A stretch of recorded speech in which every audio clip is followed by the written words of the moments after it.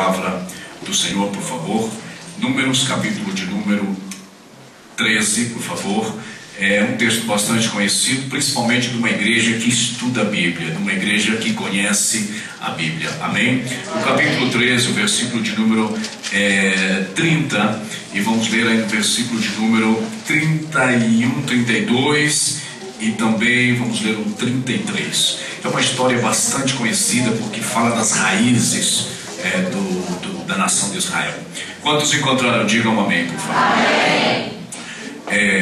Então Caleb fez calar o povo perante Moisés e disse: subamos animosamente e possuamo-la em herança, porque certamente prevaleceremos contra ela. Porém os homens com que subiram disseram: não podemos subir contra aquele povo, porque é mais forte do que nós. E infamaram a terra que tinham espiado perante os filhos de Israel, dizendo: a terra pelo meio da qual passamos a espiar é terra que consome os seus moradores, e todo o povo que vimos no meio dela são homens de grande estatura. Também vimos ali gigantes, filho de Anak, descendente dos gigantes, e éramos aos nossos olhos como gafanhotos, e assim também éramos aos seus olhos. Amém. Muito obrigado. Queira sentar, por favor, na presença do Senhor. Eu serei bastante breve, sabendo que também há outras coisas para ser realizado aqui na reunião desta noite. Meus amados, por favor, eu tenho um costume, um hábito, e sempre que eu ministro a palavra, que eu dou palestras, seminários, eu prefiro que as pessoas estejam olhando para mim, porque a gente aprende muito mais pelo que vê do que pelo que ouve. A nossa memória ela é muito mais visível no ato da visão do que propriamente da audição. Portanto, fique olhando para mim, porque eu quero deixar aqui uma palavra que vai, com certeza, se você entrar nela, mudar o rumo da sua vida. Eu vivo há 8 anos em Portugal. Cheguei em Portugal no ano de 2002, quando a minha igreja me enviou a Portugal. Naquela altura não podíamos fazer os trâmites da legalização no Brasil, tinha que estar morando em Portugal. E quando chegamos em Portugal, a realidade não era bem essa. Então eu passei por algumas experiências, e como estrangeiro, e mesmo que eu fosse europeu, e mesmo que eu fosse suíço, eu continuaria sendo estrangeiro, porque a minha pátria não é Suíça, nem Portugal, nem Brasil. Eu sou cidadão do céu, amém? Sou estrangeiro aqui. Portanto, o meu coração está nas coisas do Senhor. Eu li uma das histórias mais profundas, uma das histórias mais emocionantes da Bíblia Sagrada, a história da nação de Israel. A história de quando Deus, na 4ª dispensação da humanidade, Ele escolheu um povo para ser nação, Ele escolheu um povo para ser sacerdote, Ele escolheu um povo para revelar os seus planos, os seus estatutos. E Deus tirou esse povo do Egito, como conhecemos a história, conduziu o povo pelo deserto, e quando chegaram perto da terra da promessa, porque eles eram um povo escravizado, oprimido, viviam no Egito, e quando fala de Egito, há um sinônimo associado ao Egito, que é deserto, escravidão, trabalho forçado, salário pequeno, ou salário insignificante. Pronto, Egito fala de escravidão, fala de opressão, fala de tudo o que é maligno. O Egito até hoje, na linguagem bíblica, é claro, ficou como uma figura negativa e opressiva das coisas de Deus. Mas Deus tirou o seu povo do Egito, e ainda que Israel estava vivendo na dispensação da lei, eles eram a nação que foi formada na dispensação da promessa. Eles eram o povo que Deus fez uma promessa a Abraão, e foram passando-se os anos, e por isso, melhor que ninguém, Israel sabe, e quem conhece a Bíblia sabe, que passará o céu e a terra, mas a palavra de Deus, ela não vai passar, ela permanecerá para sempre.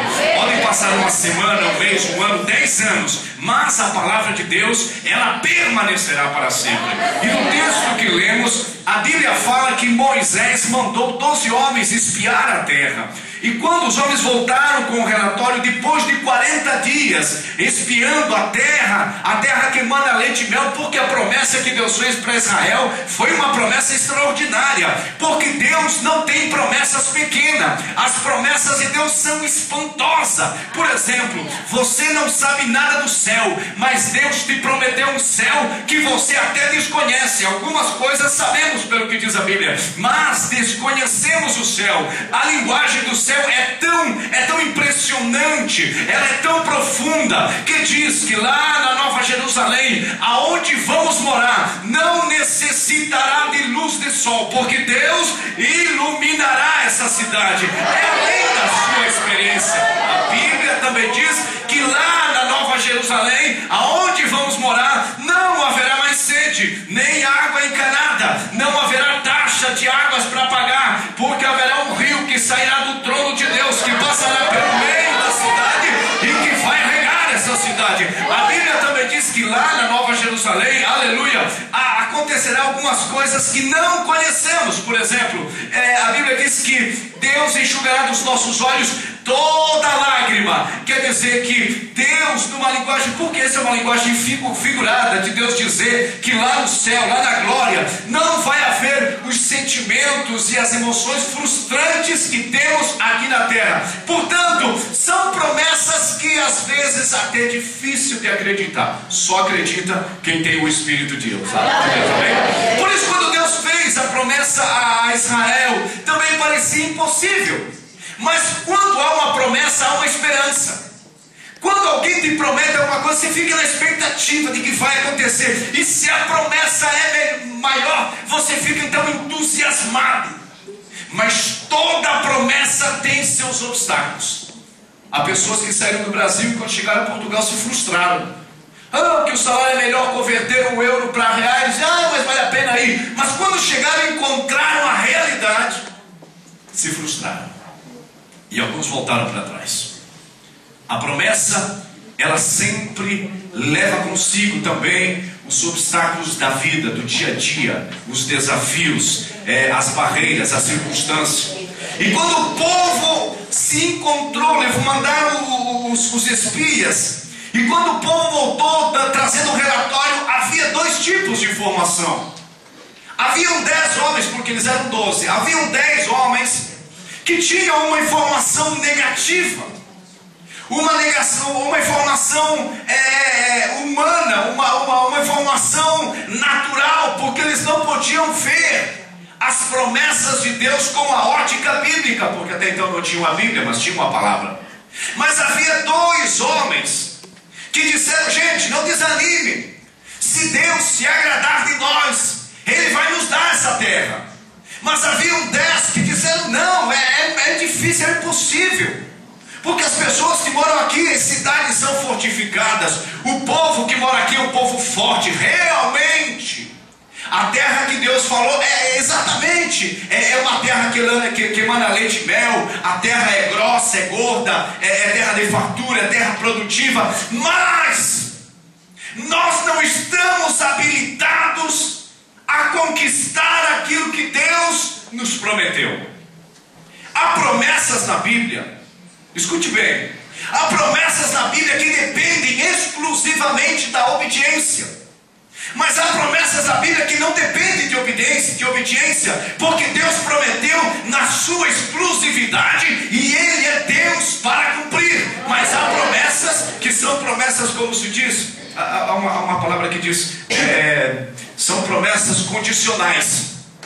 Eu coloco diante de ti o caminho da vida e o caminho da morte. Escolha a vida para que viva, e não a morte para que morra. São promessas condicionais. Mas há promessas incondicionais. E essa era incondicional, porque Deus havia feito essa promessa a Abraão. E Deus agora estava tirando a família de Abraão. Foi para o Egito, passou 430 anos no Egito, saiu do Egito. E agora chegam diante do portal, da entrada, da fronteira geográfica da terra da promessa. E o povo não acreditou na promessa de Deus. Mas Deus tinha uma promessa. Deus diz: eu farei uma nação herdar essa terra.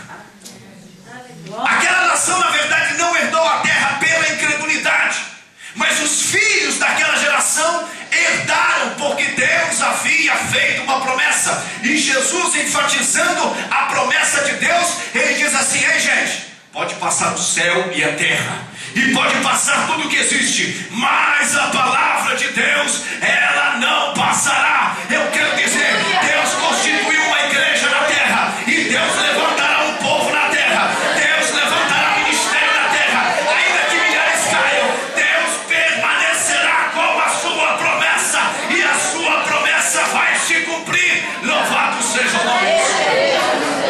E o bom é que você faz parte da promessa de Deus. O bom é que estamos incluídos na promessa de Deus nos últimos dias. Promessa de que teríamos uma revelação que nunca houve, nem nos dias do próprio Jesus Cristo, ou nos dias apostólicos. Haverá uma revelação acerca das coisas de Deus neste último dia, nesses últimos dias que antecedem o arrebatamento, tão grande, tão extraordinário, que a terra será abalada e comovida. Deus só precisa encontrar uma igreja que acredite na sua palavra, que confie na sua palavra.